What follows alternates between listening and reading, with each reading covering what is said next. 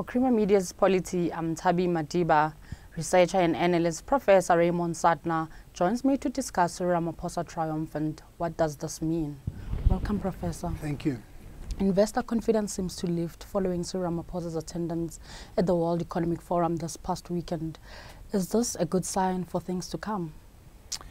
From the point of view of the economy and the possibility of attracting investment again, it is important if investors are confident, if they do feel that the president-elect or the person who will become president after Zuma is intent on remedying the malfunctioning of state-owned enterprises, getting the law enforcement agencies to act without fear or favor.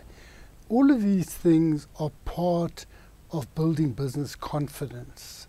Today, there's an article by Carol Payton in the Business Day where she suggests that Zuma is not going soon because the pro-Zuma forces are fighting back. Jesse Duarte and Ace Magashule made speeches on the weekend which suggested this. And I think the importance of that is not whether you like Zuma or don't like Zuma, but if there is uncertainty, business doesn't like uncertainty, as they say.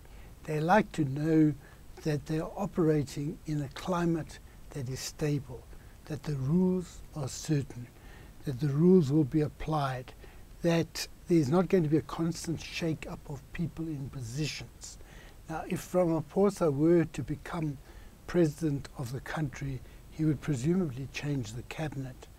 And people would like that, many business people would like that cabinet to be changed. But if there's this fight back, it might be that that is delayed. In my article, I argued that the people who were pro-Zuma had been more or less neutralized insofar as they were looking to their own future, and their future seemed to show that Cyril Ramaphosa would be president soon, and if they wanted jobs and all these things to keep their ministerial positions and other positions, it was necessary for them, they thought, to proclaim loyalty. So you had a lot of people making this subtle shift, more or less vociferously. So business is happy and investors are happy from what they've said, not from what they've told me, but from what they've said in the media. There is a claim from Cyril Ramaphosa that investment is coming.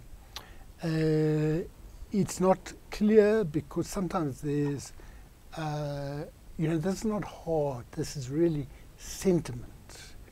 And it may be if the ESCOM statement of accounts, which is coming out today, is unsatisfactory, that could be a problem, because even while all of this happened, the credit status of ESCOM was downgraded. And Ramaphosa has announced that he will put up a team to mitigate the Cape Town zero-day crisis, and has said that he will work with anyone to do so. And on the other hand, DA leader Musi Maimane has said he wants to meet with Ramaphosa to discuss the crisis. Are we looking at better leadership from the ANC? Well, you're looking at a wave of enthusiasm for and hope, wish, and maybe wishful thinking, but it may be justified confidence and hope that there is something better. Definitely it will be better than Jacob Zuma's leadership. But I don't know how much Cyril Ramaphosa knows about stopping day zero. However, he is a person from what I remember of him in the ANC. He's a person who understands the need to delegate. If he is not a specialist on water, he will find the best person there is for water to advise him. But I imagine that the Western Cape has been doing this already. But what I think it signifies is that Cyril Ramaphosa sees himself as the person who will turn around the country, but a lot of people agree with that. And Musi Maimane wanting to see Cyril as opposed to Zuma shows that there is a sense that Cyril Ramaphosa can address this. He can undoubtedly address it better than Zuma could, but whether he has an answer, no one has an answer so far. Although there are some scientists who are saying that the cutoff is not inevitable. I'm not a water scientist, I can't say, but it's very close to the day when the taps are supposedly running dry. And lastly, are we near to the end of Zuma?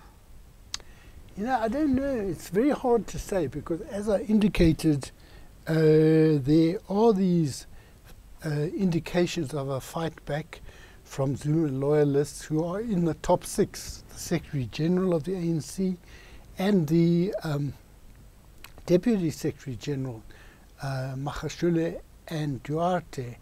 And it should also be remembered that the Sunday Times appears to have jumped the gun in saying that Zwane is accused number 1 in the case related to the Vrede dairy farm, because it turns out that indictment that they cited was actually some sort of indictment drafted by the DA. It's not an official NPA indictment. So we don't know. Zuma is a very unpredictable person. His position has been weakened for sure. But symbolically for very many people, it is important to not have him deliver the State of the Nation address. It's about 2-3 weeks ahead. So I can't say whether he will do it or not.